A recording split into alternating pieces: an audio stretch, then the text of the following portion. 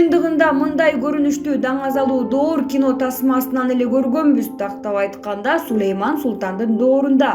Азаматсыз Садыр Нуркожоевич, Урмат Асанов. Кыздарды сойкулук үчүн баеге алып барган өзбекстандык аял. Адам сатуу айыбы менен издөөгө алынган өзбек жараны Бириккен Араб Эмиратынан бае мекенине депортацияланды. Бул тууралуу Интерполдун Өзбекстандагы бюросу кабарлады. Мекеменин маалыматына караганда 2013 жылдан бери Интерполдун эл аралык издөөсүндө жүргөн шектүүнү бае полициясы кармаган. Тергөөнүн маалыматына ылайык, ал кыздарга айлыгы көп жумуш убадалап Бириккен Араб Эмираттарына алып барган. Ал жерден алардын паспортторун алып коюп, өздөрүн сойкулук менен алектенүүгө мажбурлаган. Булак Назар Ньюс чекиткейи. Ысык көлгө жейрендер алып келинди. Аталган жаныбар Кыргызстанда 2000 жылдары жоголуп кеткени айтылат. Ысык көл облусуна жейрендер алынып келинди. Жаныбарлардын сүрөтүн Илбирс фондунун негиздөөчүсү Нурлан Мамыров Facebook баракчасына жүктөдү. Узаган жылдын эң маанилүү окуясы биология илимдеринин кандидаты Аскар Давлетбековдун жетекчилиги астында Ысык көлдүн түштүк жээгинде жейрендерди кармоо жана асылдандыруу боюнча питомник ачылды. Бул биргелешкен командалык жумуш. Мындай олуттуу жумушка катышкан жана катышып жаткандардын баарына терең ыраазычылык билдиребиз, деп жазды Мамыров. Белгилей кетсек, буга чейин Айлана чөйрөнү коргоо жана Токой чарбасы мамлекеттик агенттигинин директорлору жейрендин санын көбөйтүү максатында Казакстандан 50 жейрен алып келинерин маалымдаган.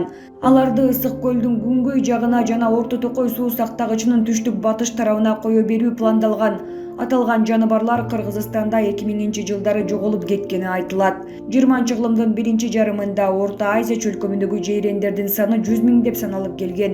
Булар көбүнесе Кыргызстандагы Ысык көл облусунун чыгыш тарабын байырлоочу. 1980-1990 жылдары жейрендердин саны кескин кыскарып, бүгүнкү күнү алар кызыл китепке киргизилген. Жейренге аңчылык кылгандарга $1 миллион көлөмүндө айып пул каралган. Булак Спутник чекиткейи. Жумгалда туй албай кыйналган койдун ичинен башкача нерсе чыгып, көргөндөрдү шок кылды. 4 февраль күнү Жумгал районунун Чаек айылынын Ак Татыр аймагындагы тургундун үйүндөгү койдун ичинен башкача нерсе чыкты. Бул тууралуу Турмуш басылмасынын аймактык кабарчысы билдирди.